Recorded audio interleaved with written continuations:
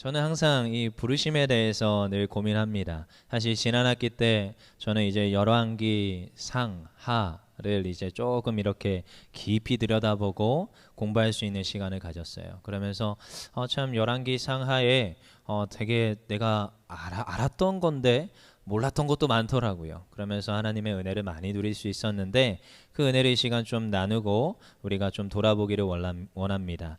오늘 참 이 열왕기상의 너무나도 중요한 분기점이지요.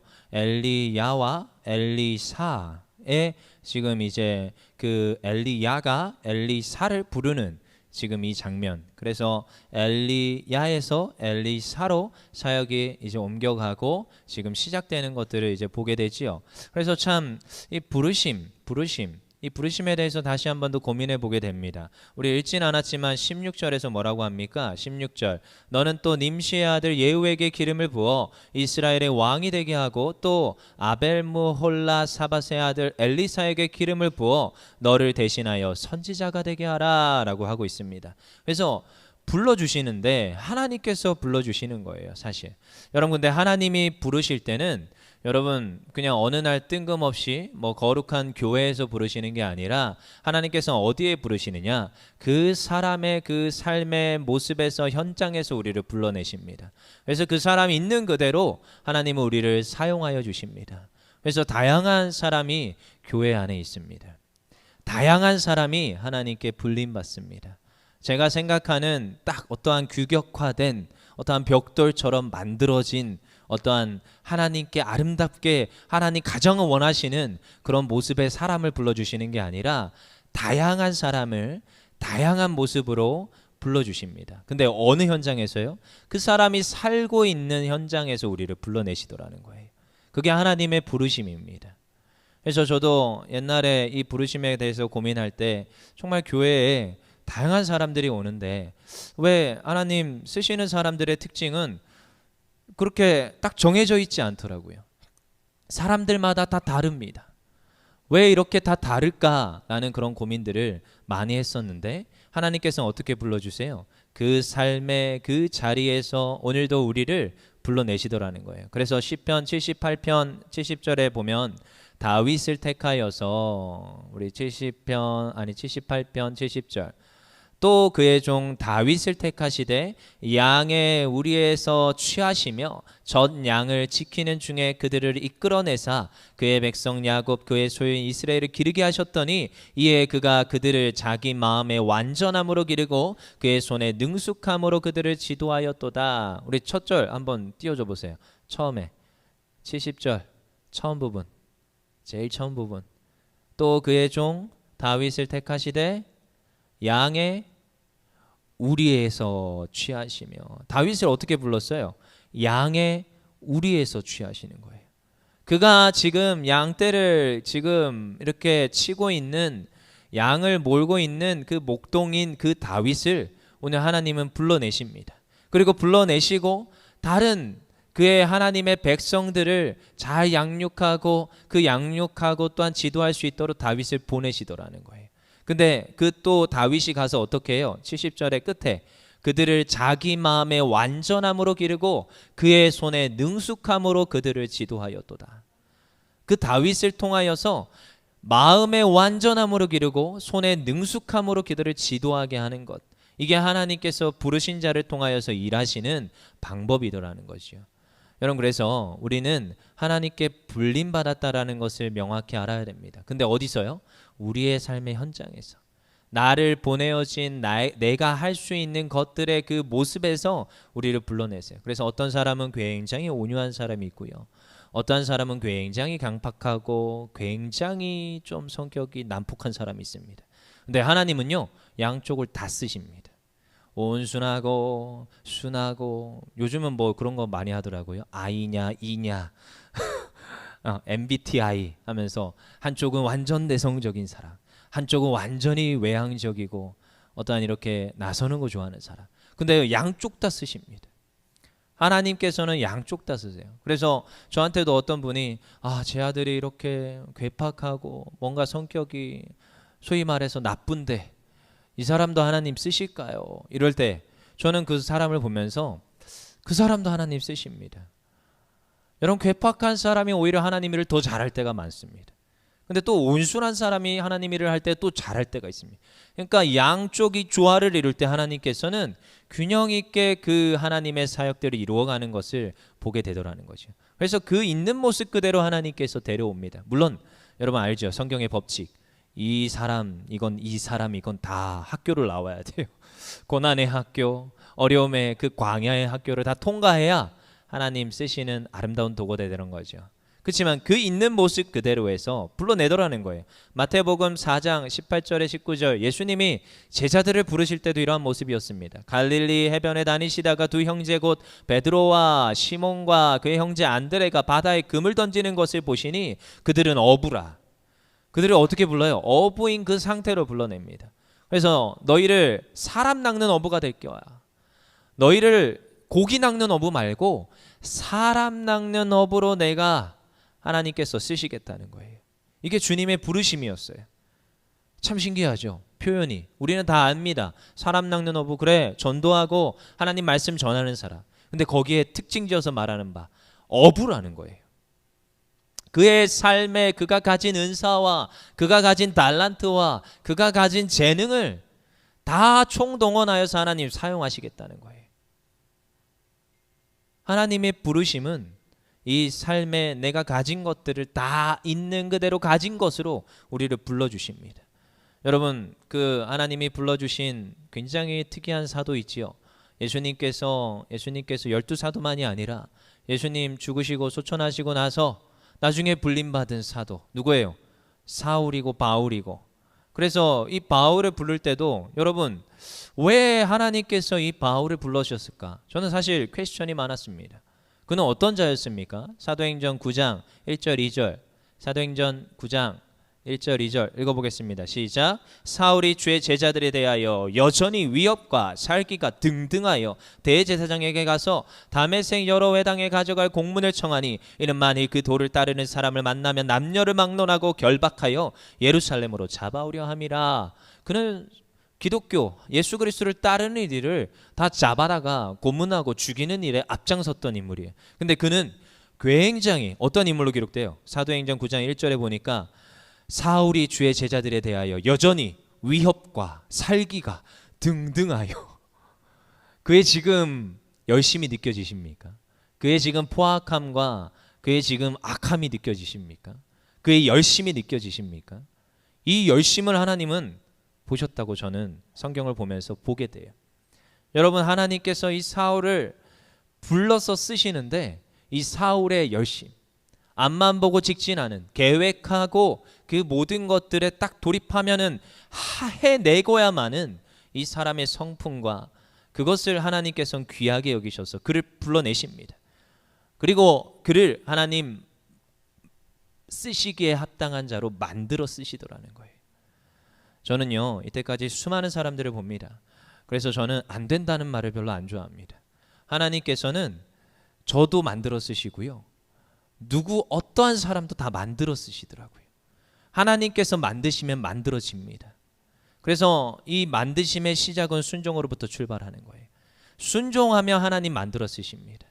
여기에도 귀한 우리 YFP 우리 귀한 청소년들이 있는데 이 청소년 중에 한 명 누군가 있었어요. 하나님께서 저를 쓰실까요? 저한테 옛날에 물어봤었어요. 한 4년이 됐습니다. 근데 저한테 이렇게 물어봐요. 저는 못할 것 같아요. 힘들어요. 어렵습니다. 이런 식으로 저한테 말했어요. 그래서 제가 한마디 말해줬어요. 순종해라. 그럼 하나님 만들어 쓰신다. 저는 확신합니다. 여러분, 성경에 수많은 인물들이 자격이 있어서 부르지 않았어요. 그들의 성격이 좋았다고요? 그들의 가진 바 재능이 뛰어났다고요? 아니요. 하나님 그냥 불러주셨어요.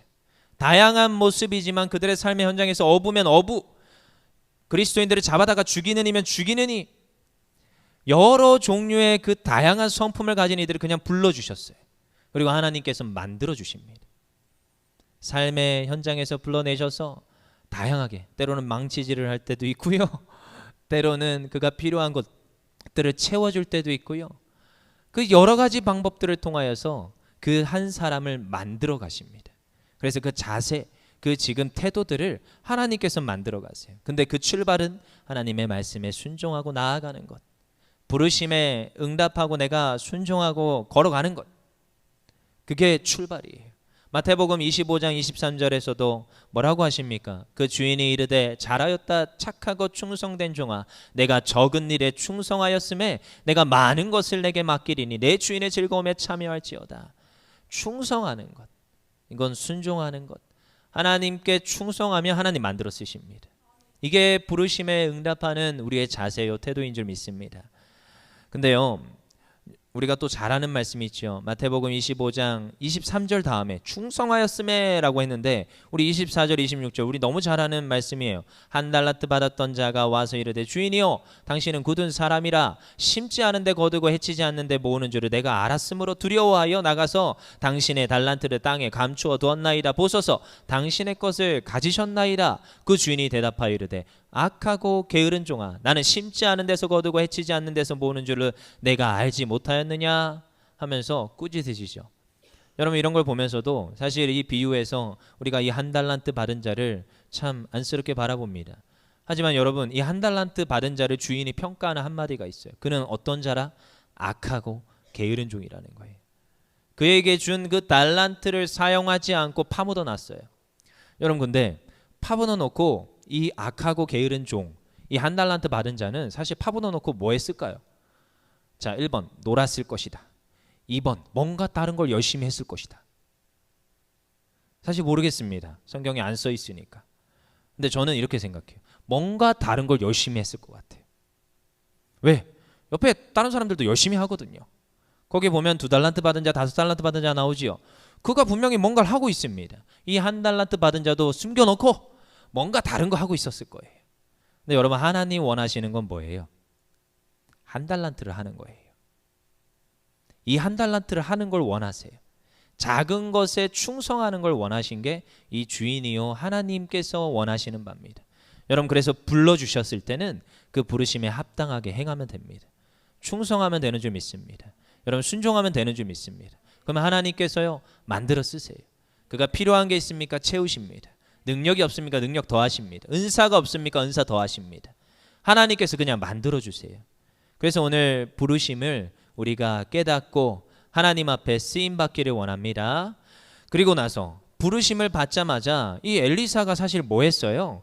엘리사가 한 행동이 참 특이합니다. 오늘 19장에 우리 너무 잘 아는 본문인데 엘리야가 엘리사를 불렀어요. 하나님의 음성에 응답하여서 순종함으로 가서 엘리사에게 기름 붓고 자 이제 날 따라가자 하고 이제 가려고 하는데 지금 엘리사가 하는 행동이 굉장히 독특합니다. 21절 볼까요? 21절 다시 읽어볼게요. 시작. 엘리사가 그를 떠나 돌아가서 한 겨릿소를 가져다가 잡고 소의 기구를 불살라 그 고기를 삶아 백성에게 주어 먹게 하고 일어나 엘리야를 따르며 수종들었더라 라고 하고 있습니다. 여러분, 엘리사는 주님을 그리고 특별히 엘리야를 따라갈 때 하나님의 말씀에 응답하여서 그것을 순종함으로 갈 때 여러분, 엘리사는 포기할 게 많았습니다. 그는 부자였고 가진 바가 많았고 그가 지금 이걸 가진 것들을 내려놔야 되는 상황인 거예요. 그가 지금 뭐라고 하고 있습니까? 21절에 보니까 한 겨릿소를 가져다가 잡고 지금 그가 소의 기구를 불살라 버립니다. 그 가진 것을 다 내버려 두고 대가를 다 지불하고 지금 뭔가 뒤로 돌아갈 수 없는 절벽을 만들어 놓고 지금 앞만 보고 순종함으로 가는 거예요. 여러분, 하나님의 길을 갈 때는 어쩌면 내가 다른 거 보는 게 아니라 내가 때로는 내 가진 것들을 포기하고 내가 누릴 수 있는 것들을 내려놔야 될 때가 되게 많습니다. 내가 나의 시간을 누려야 되고 내 가진 물질을 나를 위해서 써야 되고 하고 싶은 거 많지만 그걸 내려놓고 부르심에 응답하고 가야 됩니다. 그래서 저도 야속한 말이지만 아내가 이런 말을 할 때 있습니다. 이것도 하다 저것도 하자 뭐 이런 식으로 얘기를 할 때가 있어요. 근데 저는 교회 사역이 이것저것 많잖아요. 그렇다고 제가 가정을 내팽개치겠다는 거 아닙니다. 가정을 또 돌봐야 되는 또 사명도 있어요. 왜요? 가정의 사역이 잘 돼야 교회의 사역이 되기 때문에. 근데 때로는 가용하지 않는 시간 범위와 어떠한 일들을 뭐 옆에서 하자고 할 때가 가끔씩 있어요. 그러지 않습니다. 많이 그러진 않아요. 근데 그럴 때가 있어요. 그럼 제가 야속하게 이런 말을 합니다. 내가 시간이 한정돼 있고 몸은 하나인데 어떻게 이걸 다 하냐. 좀 야속하죠. 설득하기를 포기하고 그냥 조금 직선적으로 말을 해줍니다. 못해. 그래서 나는 선택을 해야 되는데 주의 일을 해야 돼 라고 할 때가 있습니다. 굉장히 근데 야속하게 들릴 거예요. 왜요? 옛날에 제가 듣던 거거든요. 사실 어머니 아버지가 저와 시간을 보내기보다, 가족과 시간을 보내기보다 사역에, 하나님의 일에 충성되이 가는 걸 전 옆에서 봤어요. 옆에서 제가 투정 안 한 건 아닙니다. 첫째지만 누가 저보고 막내라고 하더라고요. 저 첫째입니다. 나름 여동생 둘도 있어요. 그렇지만 그래도 총대를 메고 한마디씩 할 때가 있었어요. 뭐 좀 하자, 가족여행도 가자. 근데 제 평생에 가족여행 딱 한 번 가봤습니다. 그것도 스카우트 어디 가는데 빙자한 가족여행. 근데 그것도 가는 내내 성도들 사업장 있다고 이쪽으로 안 가고 20분이면은 전철에 가는데 1시간을 돌아가요. 그 이해할 수 없는 주의 일을 감당하는 목회자인 아버지를 보면서 많이 원망했습니다. 근데 여러분, 주의 부르심에 응답하여 갈 때는 포기할 때가 많아요. 시간도 그렇고요. 때로는 누군가 보내야 될 시간, 그리고 내가 가진 물질, 내가 하고 싶은 것 내려놔야 될 때가 있습니다. 엘리사는요, 덤덤히 그걸 내려놓고 가요. 다 버리고 갑니다. 여러분, 그래서 인생에 너무나도 중요한 여러 가지 그 변환점, 하나님 부르시는 부르심이 있는데 그때 내가 어디에 마음을 쏟아야 될지, 내가 어디에 충성해야 될지 분별하기를 원합니다. 여러분, 그 분별할 때는 여러분 많이 기도하셔야 됩니다. 여러분 진짜 많이 기도하셔야 되고 성경도 읽으셔야 되고, 하나님의 뜻이 맞는가, 내 마음의 충동이 아니에요. 이게 하나님의 부르심이 맞는가, 여러분 많이 하나님 앞에 부르짖어 간구하고 기도하고 성경 읽고 하나님의 뜻인지 구별하고 분별할 수 있어야 됩니다. 하지만 이게 정말로 하나님의 뜻이 맞다면 여러분 그 길을 가야 되는 거예요. 그게 부르심입니다. 하나님의 부르심은 사실 명확합니다.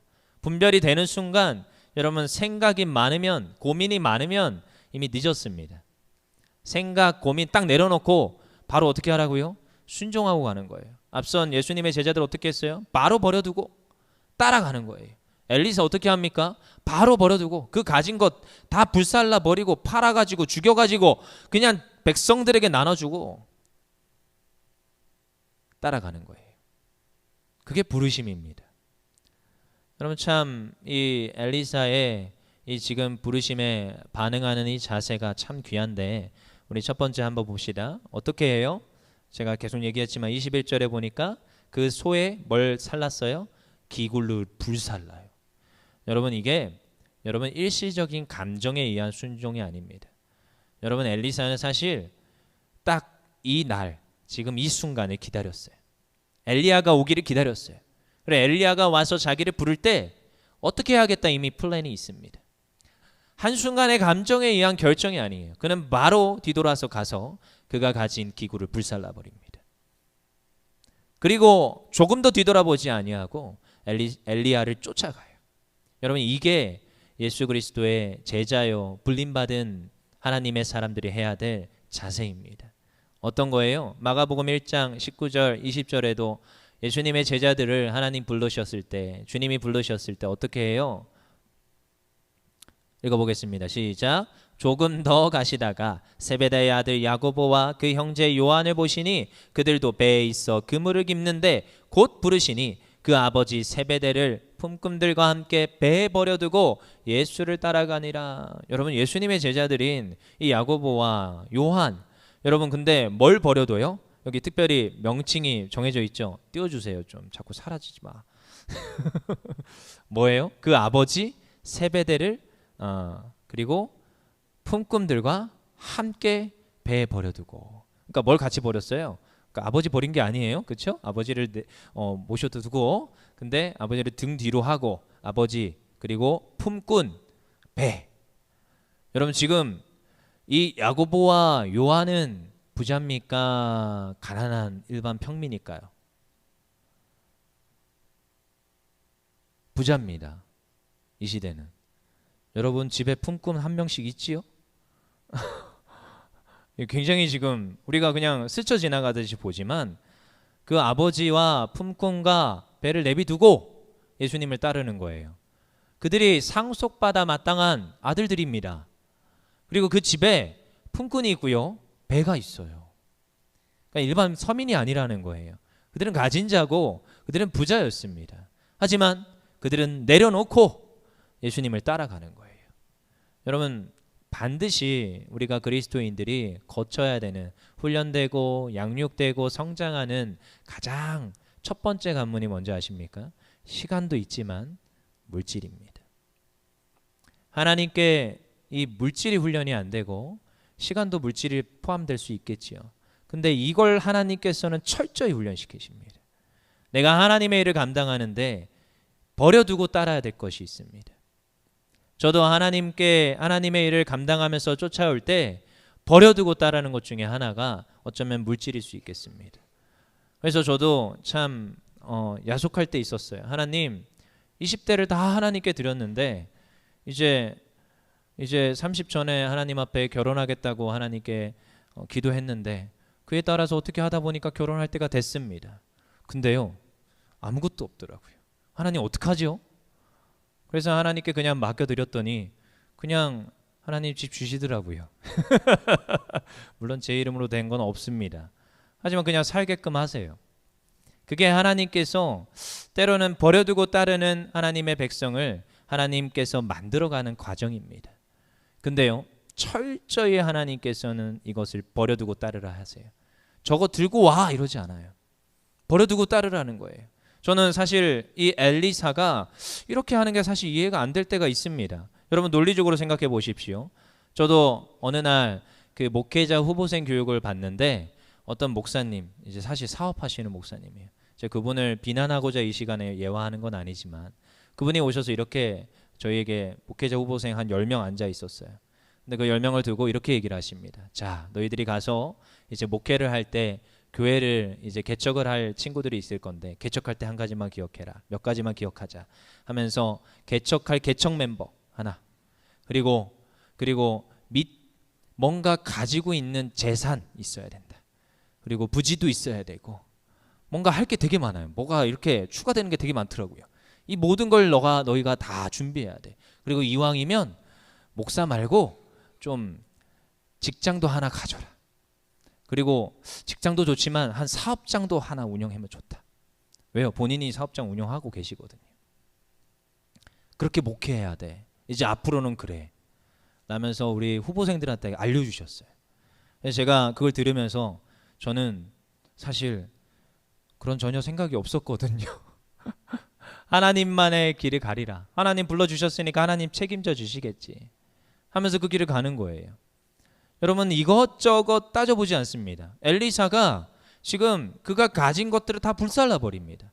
여러분, 이게 무슨 태도예요? 뒤에다가 절벽을 만드는 거예요. 뒤돌아갈 수 없는 그 상황으로 밀어넣는 겁니다. 자기 자신을. 그리고 뒷걸음치지 못하게 그 역할을 딱 만들어 놓고 이제 앞으로만 가야 돼요. 근데 앞에도 잘 보이지 않는 길이네요. 어떻게 가야 될지 명확한 길이 없어요. 이정표가 있으면 좋겠는데 이정표도 없어요. 앞에도 낭떠러지 같고 뒤에도 낭떠러지 같고 그런 상황으로 자기를 밀어넣습니다. 누가복음 9장 62절 예수께서 이르시되 손에 쟁기를 잡고 뒤를 돌아보는 자는 하나님 나라에 합당하지 아니하니라 하시니라. 지난 누군가 안수 받을 때 주신 하나님의 말씀인데 참 이 말씀을 보면서도 그런 생각했습니다. 여러분, 하나님의 길을 부르심에 응답하여 가는 길은 때는 뒤돌아보지 않는 겁니다. 그냥 순종함으로 충성함으로 앞으로 가는 거예요. 그리고 이게 낭떠러지 같아 보여도 그냥 발을 디디는 겁니다. 그럼 디디면 어떤 역사가 일어나는지 아십니까? 그냥 다리가 생겨요. 길이 열립니다. 길이 만들어집니다. 이게 하나님의 역사하심이에요. 여러분, 엘리사는 이 뒤를 안 만들었기 때문에 앞으로 갈 수 있었고 그의 사역에는 수많은 기적과 이적이 나타날 수 있었습니다. 저도 지금 수많은 사역들을 감당하지만 항상 이런 믿음으로 갑니다. 하나님 불러주셨으니까 하나님 책임져 주세요. 하나님 보내시니까 하나님 책임져 주세요. 뭐 여러 가지 걱정과 염려, 왜 저라고 없겠습니까? 있습니다. 그렇지만 하나님께 맡기는 거예요. 하나님, 이젠 뒤에 갈 수가 없어요. 앞에밖에 없어요. 근데 앞에도 불안합니다. 근데 가는 거예요. 왜요? 하나님 부르셨으니까. 여러분 그리고 엘리사는 누구에게 주목합니까? 21절 잘 보세요. 21절 그 고기를 삶아서 어떻게 해요? 백성에게 주어 먹게 합니다. 여러분 참 이상하죠. 그가 이걸 파는 것도 아니고요. 그가 가진 것을 베푸고 사람들에게 나누고 그는 엘리야를 쫓아 그 소명의 길, 사명의 길을 감당합니다. 엘리사의 특징입니다. 여러분 이제 뒤에 나타나는 엘리사의 기적과 이적의 중심이 누군지 아십니까? 사람들입니다. 사람들에게 기적을 행합니다. 없는 자에게 먹을 것을 주는 기적을 베풀고 병든 자가 낫게 하고 죽은 자가 살게 하고 관계에 대한 문제가 있는 자에게 관계의 해결을 주고 사람의 그 놀라운 그 사람과의 관계에 하나님의 기적이 임하게 하는 도구로 누구를 쓰시느냐? 엘리사를 쓰세요. 그래서 엘리사의 사역에서 중심은 사실 사람에게 있습니다. 여러분 근데 그거 아십니까? 성경에서는 하나님께서 누구에게 집중하는지 아십니까? 하나님이 세상을 이처럼 사랑하사 독생자를 주셨으니 이는 그를 믿는 자마다 멸망치 않고 영생을 얻게 하려 함이라. 하나님 누구에게 집중하는지 아십니까? 하나님 이 땅에 만드신 피조물 중에서도 동물이 아닙니다. 저기 서 있는 나무가 아니에요. 저 하늘에 떠 있는 달이 아니에요. 이 땅에 걸어가는 그 믿는 자들, 사람들에게 집중하신 하나님. 오늘도 그 한 명 한 명에게 집중하세요. 여러분 그래서 우리는 한 영혼을 바라볼 수 있는 믿음이 생겨야 되는 줄 믿습니다. 오늘 엘리사는 그 영혼을 바라보는 믿음이 있었어요. 그 사람들을 바라보는 시선이 있었어요. 예수님도 누구에게 집중한지 아십니까? 사람에게 집중합니다. 그래서 안식일 논쟁이 그렇게 자주 일어나죠. 안식일에 병 고치는 게 맞으냐? 너의 제자들이 벼를 지금 베어다가 먹는 게 맞냐? 근데 그때 예수님이 늘 하시는 말씀, 괜찮다는 거예요. 누가 중하냐는 겁니다. 누가 귀하냐는 겁니다. 지금 안식의 율례와 예법을 지키는 게 문제가 아니라 사람을 살리고 사람이 먹고 하나님을 경배하는 게 이게 너무 중요하다는 거예요. 그게 예수님이 끝끝내까지 논쟁이 일었던 것 중에 하나입니다. 여러분 예수님의 사역이 그러했습니다. 마태복음 12장 9절에 14절 우리 같이 읽어볼게요. 시작. 거기에서 떠나 그들의 회당에 들어가시니 한쪽 손 많은 사람이 있는지라 사람들이 예수를 고발하려 하여 물어 이르되 안식일에 병 고치는 것이 옳으니까? 거기에서 떠나 그들의 회당에 들어가시니 한쪽 손 마른 사람이 있는지라 사람들이 예수를 고발하려 물으되 이르되 안식일에 병 고치는 것이 옳으니까? 예수께서 이르시되 너희 중에 어떤 사람이 양 한 마리가 있어 안식일에 구덩이에 빠졌으며 끌어내지 않겠느냐? 사람이 양보다 얼마나 더 귀하냐? 그러므로 안식일에 선을 행하는 것이 옳으니라 하시고 이에 그 사람에게 이르되 손을 내밀라 하시니 그가 내밀매 다른 손과 같이 회복되어 성하더라. 바리새인들이 나가서 어떻게 하여 예수를 죽일까 의논하거늘. 여러분 사람이 안 보이면 여러분 이건 우리가 때로는 바리새인에 쓸 때가 있습니다. 여러분 때론 저한테 이런 컴플레인이 들어올 때가 있습니다. 목사님은 왜 어쩔 때는 굉장히 엄격하게 성경의 잣대를 내미시고 어쩔 때는 성경의 잣대가 느슨하게 어떤 사람은 용인하고 이해하고 품어주세요. 그러니까 이 사람은 사랑하지 않고 이 사람은 사랑하나요?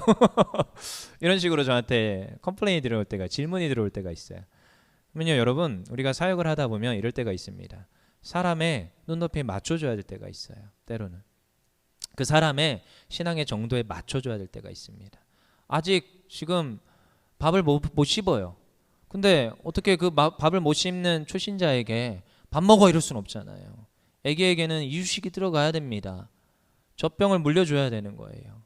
이해해주고 보듬어주고 품어줘야 됩니다. 그러면서 오르고 달래면서 양육시키고 세워줘야 돼요. 여기 순장님들 다 아마 이해하실 겁니다. 그게 우리의 역할이고 우리에게 맡겨진 소명입니다. 근데요 여러분 예수님도요 정말 사람에게 관심이 있었어요. 율법이 아닙니다. 바리새인들은 율법의 잣대를 들이밉니다. 하지만 예수님은 사람에게 관심이 있습니다. 여러분 부르심에 합당한 자는 사람의 한 영혼에 관심이 있어야 됩니다. 저도 때로는 하나님 이만큼 했으면 됐잖아요. 하나님 저 영혼 제가 이만큼 노력했으면 됐잖아요. 근데 저에게 여전히 하나님께 기도할 때 주시는 마음은 포기하지 마. 그럼에도 너는 포기하지 마. 너마저 포기하면 그 영혼은 어떻게 되겠냐? 항상 이 마음을 주십니다. 얼마 전에도 최근에도 어디 가서 그 말 진짜 많이 들었습니다. 하나님의 사역자들이 앞선 하나님의 일꾼들이여 선생들인 우리가 영혼을 포기하면 그 영혼 누가 책임지냐는 거예요. 우리가 명단에서 제외시켜버리면 그 영혼 누가 책임지냐는 거예요. 누구도 한 명도 그 영혼 위해서 기도해 줄 사람이 없는데 우리마저 포기하면 어떻게 하냐는 거예요. 저가요 매년 한 12월쯤 1월에 되게 가슴이 아플 때가 있어요. 명단을 정리해야 될 때가 있거든요. 저도 얼마나 가슴이 아픈지 몰라요. 1년 내내 안 온 사람이에요. 근데 이걸 어떻게 해야 되나? 끝까지 붙들 것인가? 어떻게 할 것인가? 저는 그 영혼을 바라보기를 원합니다. 우리가 이제 선교지를 나가지요. 여기 앞에 YP기 다 나와 있는데 선교팀이 나와 있는데 그곳에 가서도 영혼이 보여야 됩니다. 무대에서 때로는 많은 사람이 보고 박수치면 즐길 수는 있겠지요. 하지만 우리가 영혼을 볼 수 있어야 됩니다. 그 중에 한 명이라도 현지인 사역자가 회심하고 돌아오게 된다면, 현지인이 하나님 앞에서 귀하게 세워지기만 된다면 여러분 얼마나 파워풀한 하나님의 사역들이 펼쳐질지 전 기대가 됩니다. 하나님께서 목사님을 세우셔서 목사님을 통하여서 귀한 사역들을 펼쳐가세요. 그럼 거기에 우리가 부르심 받아서 쓰임 받는 거예요. 이거는 나가는 친구들만이 아니라 보내는 우리 모두의 역할이고 기도의 제목이고 우리가 모두 감당해야 될 일입니다. 이건 우리가 모두가 불림 받았어요. 그래서 그 영혼 한 영혼 한 영혼들을 바라보는 거예요. 여러분 때로 이렇게 선교 편지가 올 때마다 읽어보십니까? 다 나름대로 나눠드리고 기도 제목들을 공유를 합니다. 근데 그 기도 제목들을 보시면서 여러분 기도하셔야 되는 거예요. 한 영혼이 세워지기를. 오늘도 하나님 사랑하시는 그 한 사람이 그 자리에 그곳에 세워지면 그곳에 교회가 되고요. 그것이 교회가 되면 여러분 저 무슬림이 하나님께 돌아오는 줄 믿습니다. 그래서 그 사람에게 집중하는 부르심 받은 자의 모습이 있어야 되는 거예요. 그래서 오늘도 엘리사는 누구에게? 그 지금 백성들을 돌아봅니다. 그리고 그의 사역에서는 사람 한 명 한 명에게 집중해요. 이걸 보면서도 저희는 확신하게 됩니다. 아 그렇구나. 사람에게 집중해야 되는구나. 그리고요 엘리사는 어떠한 길을 가느냐. 우리 21절 끝에 엘리야를 따르는데 어떻게 따라요? 주워 먹게 하고 일어나 엘리야를 따르며 수종 들었더라. 여러분 엘리사가 이제 불림 받았어요. 그의 사역이 막 팍 하고 펼쳐질 줄 알죠. 여러분 10년 동안 엘리사는 엘리야를 쫓아다니며 수종 듭니다. 여기서 수종 들었더라는 여러분 그냥 단순히 그냥 이렇게 옆에서 보필했다 정도가 아닙니다. 종이 됐다는 거예요. 그가 필요한 것, 그가 모든 것을 필요한 것들을 채워주는 역할을 누가 해요? 엘리사가 하더라는 거예요. 사역에 방해되지 않게 사역의 보탬이 되도록 애써서 옆에서 따라다니는 것. 여러분 이건 굉장히 중요한 마인드입니다. 그래서 저도 불림받았고 하나님 앞에 부르심에 합당하다. 하나님 제가 부르심 맞습니까? 라는 질문을 할 때도 있지만 부르심 맞다라는 확신이 오고 그 뜻이 분별이 돼요. 그리고 나서 그 자리에서 내가 해야 될 역할이 무엇인가를 돌아봅니다. 여러분 그 부르신 그 자리에서 나에게 맡겨진 그 역할을 감당하는 거예요. 여러분 시종이라고요? 낮은 자리에 처하라는 겁니다. 높은 자리 말고 낮은 자리에서 섬기고 높여주고 그러다 보면 어떤 일들이 일어나느냐. 나중에 언젠가 높임 받을 때가 있습니다. 여러분 이 수종들다는 정확하게 모세를 수종들던 여호수아에게서 나타납니다. 출애굽기 33장 11절 읽어보겠습니다. 시작. 사람이 자기의 친구와 이야기함 같이 여호와께서는 모세와 대면하여 말씀하시며 모세는 진으로 돌아오나 눈의 아들 젊은 수종자 여호수아는 회막을 떠나지 아니하니라. 여기서 나오는 수종자 여호수아 똑같아요. 엘리야를 따르며 수종 들었다라는 엘리사의 이 수종과 여호수아가 수종자가 되어 모세를 따라다니는 거예요. 여러분 옆에서 그 모세의 사역을 바라보며 배우며 섬기며 그 모든 것들을 잘 감당합니다. 근데 사실 출애굽기 33장에서는 갈렙과 여호수아입니다. 하지만 뒤로 가면 갈수록 여호수아와 갈렙이에요. 여러분 하나님께서 불러주셔요. 그러면은 순종함으로 충성함으로 그 길을 달려가면 하나님께서 만들어 쓰십니다. 전 이걸 확신합니다. 하나님께서 어떻게 이 사람들을 하나님께서 만들어 가실까? 오늘도 나를 어떻게 변화시키시고 만들어 가실까? 그래서 오늘도 그걸 기대함으로 하나님 앞에 순종함으로 달려가는 거예요. 그러시면 앞이 잘 안 보입니까? 염려와 걱정이 있습니까? 그 모든 염려와 걱정 다 깨부수고 하나님 주신 능력으로 능히 감당케 하시는 줄 믿습니다. 길이 없어요. 그럼 길이 보이게 하시고 길이 나게 하시고 하나님께서 그 길로 인도하여 주시는 줄 믿습니다. 그래서 오늘도 우리가 이 시간에 기도하는데 여러분 기도할 때 참 성령의 충만함으로 우리가 기도해야 돼요.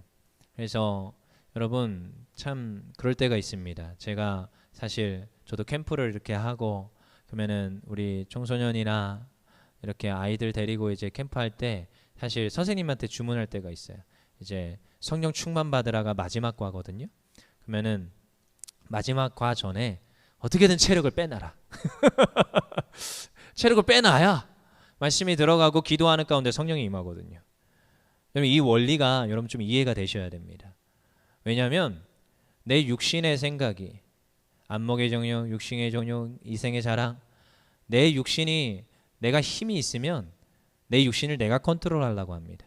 근데요 참 신기하죠. 몸이 아프고 몸이 힘들어요. 그래서 하나님께 와서 하나님 사역 어쨌든 감당해야 돼요. 전 사역자니까. 근데 이게 저만 해당되지 않더라고요. 많은 분들이 경험담이 있습니다. 근데 힘이 없어요 육신에. 근데 육신에 힘이 없는데 하나님께 기도하면 하나님 오늘 육신에 힘이 없는데 하나님 힘 주셔야 제가 감당해요. 힘 주세요. 그러면 하나님께서 육신의 힘을 주실 줄 알았어요. 근데 육신의 힘을 안 주십니다. 영의 힘을 주세요. 근데요 신기하죠. 육신의 힘이 있을 때보다 영의 힘이 있으니까 더 사역을 잘 감당합니다. 이 원리를 아셔야 됩니다. 그래서 오늘 이 저녁에 영으로 충만해야 돼요. 하나님께 기도하는데 우리 선교를 감당하는 이 친구들 위해서 여러분 좀 기도해 주시길 원합니다. 성령으로 충만하게 해달라고. 피곤할 겁니다. 많이 힘들 겁니다. 열악할 겁니다. 선교지는 원래 그렇습니다. 근데 하나님께서는 육신의 힘이 아니라 물론 육신의 힘도 주시기를 저는 원하지만 근데 육신의 힘이 쫙 빠지게 될 거예요. 근데 그때 그걸 감당할 수 있는 힘은 성령의 충만함과 하나님의 권능인 줄 믿습니다. 그래서 우리는 하나님의 능력으로 이 사명을 감당하는 거예요. 그래서 이 시간 좀 우리 YPG 다 일어나 보세요. 조명 정리해 주시고 우리 찬양할 텐데 찬양하고 기도할 텐데 우리 선교팀을 위해서 좀 기도했으면 좋겠습니다. 여러분 우리가 성령 충만 받아야 되고 특별히 이 사명을 감당하는데 우리는 보내는 선교사예요. 그리고 여기는 또 나가는 선교사들이 있습니다. 하나님 이들을 지키시고 성령으로 충만케 하여 주시옵소서. 여러분 성령으로 충만하면 능히 감당합니다. 하나님 주시면 능히 감당합니다.